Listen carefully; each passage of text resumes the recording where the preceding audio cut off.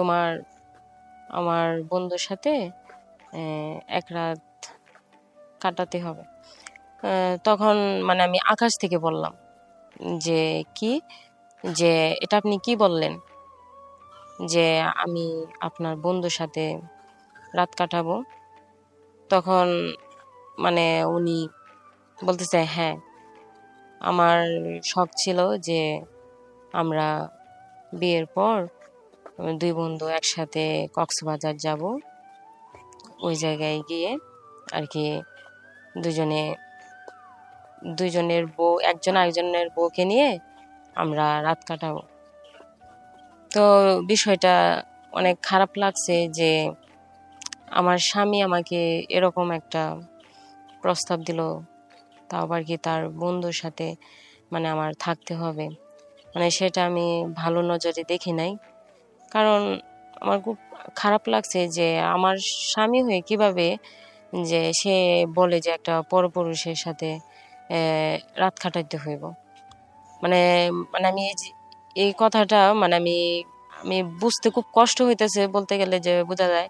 কারণ সে তার বন্ধুর সাথেই কেন বলতেছে যে রাত কাটানোর জন্য। তো দেখা যায় যে এক পর্যায়ে সে আমাকে অনেক বলতেছে যে যে রিকোয়েস্ট করতেছে যে দেখো মারিয়া, কারণ আমিও ওকে কথা দিছি যে দোস্ত, তোর যখন বিয়ে হবে তখন তোর বউকে নিয়ে আমি থাকবো, আর আমার বিয়ে হলে আমার বউকে নিয়ে তুই থাকবি। দুইজনে আর কি একসাথে বিয়ের 15 দিন পর একসাথে আর কি দুই বন্ধু মিলে বউরের সাথে করে নিয়ে কক্সবাজারে যাব। আসসালামু আলাইকুম প্রিয় দর্শক বন্ধুরা, আশা করি আপনারা সবাই ভালো আছেন। আমি আজকে আমার জীবনে ঘটে যাওয়া একটা গল্প, একটা বাস্তব গল্প আমি আপনাদের কাছে শেয়ার করতেছি। আশা করি গল্পটি আপনাদের ভালো লাগবে। তো আমার গ্রামের বাড়ি দিনাজপুর, আমার নাম মারিয়া। আমি আর আমার বান্ধবীর বিয়ে হয়। দুজন একসাথেই আর কি লেখাপড়া করতাম কলেজে। তখন এক পর্যায়ে আমাদের দুজনে একসাথেই আমাদের বিয়ে হয়েছিল। তখন আমার বিয়ের 15 দিন পর আমার হাজবেন্ড আমাকে নিয়ে আর ওনার বন্ধুকে আর বন্ধুর ওয়াইফকে নিয়ে কক্সবাজার ঘুরতে যায়। কারণ আমি তো তখন জানতাম না যে ওনাদের মধ্যে একটা প্ল্যান ছিল, যে একটা শখ ছিল যে বিয়ের পর যে একজন আরেকজনের ওয়াইফকে নিয়ে রাত কাটাবে। তো দেখা যায় যে আমার হাজব্যান্ড আমাকে বলতেছে হঠাৎ করে যে এসে যে শোনো মারিয়া, আমি তোমাকে একটা কথা বলতে চাই। তখন আমি বললাম যে কি বলতে চান বলেন। তখন উনি আমাকে বলল যে তোমার আমার বন্ধুর সাথে এক রাত কাটাতে হবে। তখন আমি আকাশ থেকে বললাম যে কি যে এটা আপনি কি বললেন যে আমি আপনার বন্ধুর সাথে রাত কাটাবো। তখন উনি বলতেছে হ্যাঁ, আমার শখ ছিল যে আমরা বিয়ের পর দুই বন্ধু একসাথে কক্সবাজার যাব।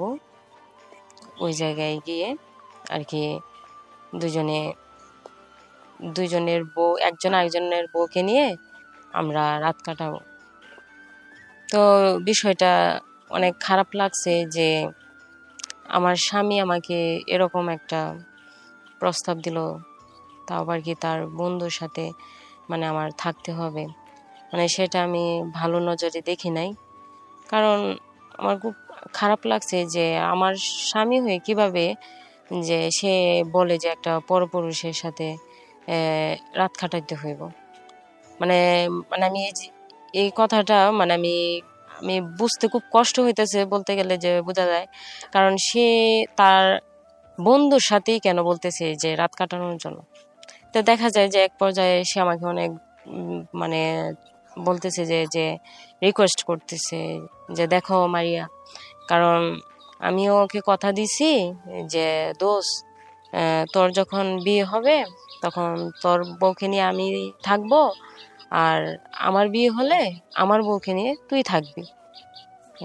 দুইজনে মানে আর কি একসাথে বিয়ের 15 দিন পর একসাথে আর কি দুই বন্ধু মিলে বউরের সাথে করে নিয়ে কক্সবাজারে যাব, ওইখানেই আর কি আমাদের মনের আশাটা পূরণ করব, মানে এই কথাটা বলে। তো আমি আমার হাজবেন্ডের কথা শুনে খুব কষ্ট পাইলাম, যে আমি বাধ্য হয়ে মানে যেহেতু স্বামী বলছে যেতেই হইব, তখন আর কি সে আমাকে তার বন্ধুর রুমে পাঠায়। তো বন্ধুর রুমে পাঠানোর পর তার বন্ধু আমাকে বলে যে শোনো মারিয়া, মানে আমাদের দুই বন্ধুরই শখ আজকে আশা পূরণ হইল। তখন আমি বললাম যে কেন? কারণ এই যে আমি তোমাকে নিয়ে আসছি, আর আমার ওয়াইফকে তোমার হাজবেন্ড নিয়ে গেছে। তখন আমার খুব খারাপ লাগছে, এই যে মানে আমি তার সাথে আর কি ওই রকম আর কি শারীরিক সম্পর্ক করতে চাইছিলাম না, যেহেতু সে আমাকে বলতেছে যে দেখো তুমি যদি আমার সাথে নাও করতে চাও, জোর করবো না, কিন্তু তোমার স্বামী কিন্তু ঠিকই আমার ওয়াইফকে নিয়ে সময় কাটাইতেছে।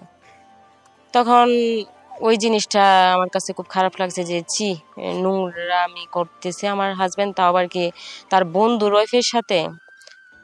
সে তার শখ পূরণ করার জন্য সে আমার সাথে এত বড় মানে প্রতারণা করলো। সে শুধু বিয়ে করছে এই কারণেই যে তাদের আশা পূরণ করবে বলে। যে এই বিষয়টা আমি আমি খুব বাজেভাবে আর কি এই তার কথার শুনে আর কি খুব কষ্ট পাইছি, যে আমার হাজবেন্ড আমাকে তার বন্ধুর রুমে পাঠাইয়া দিয়া সে তার বন্ধুর ওয়াইফের সাথে মানে রাত কাটাইতেছে। তখন আমি কি করলাম, যা আমিও তখন আর কি তার সাথে মনের বিরুদ্ধে গিয়ে আর কি আমি তার সাথে কাজ করলাম। কাজ করার পর যে দেখি এক পর্যায়ে যে না, আমার স্বামী যেহেতু আমাকে ঠকাইছে, সেজন্য আমি চাই, তখন চাই কি যে একা থাকবো, নয়তো একা থাকার কথা বলার ক্ষেত্রে তার বন্ধু আমাকে বলতেছে না তোমাকে আমার ভালো লাগছে, তুমি একা থাকবে কেন, তুমি তাকে তালাক দিয়ে দাও, তুমি যদি তাকে তালাক দিয়ে দাও তাহলে আমি তোমাকে বিয়ে করব। তখন আমি আমার স্বামীকে আমি তালাক দিয়ে দিই, দিয়ে আমি তার বন্ধুর সাথে নতুন করে সংসার করি। এটা বলতে গেলে আমার লাইফে একটা খুব খারাপ একটা সময় ছিল, যে আমার নতুন হাজবেন্ড আমার সাথে এরকম একটা খারাপ বিহেভ করছে। আসসালামু আলাইকুম।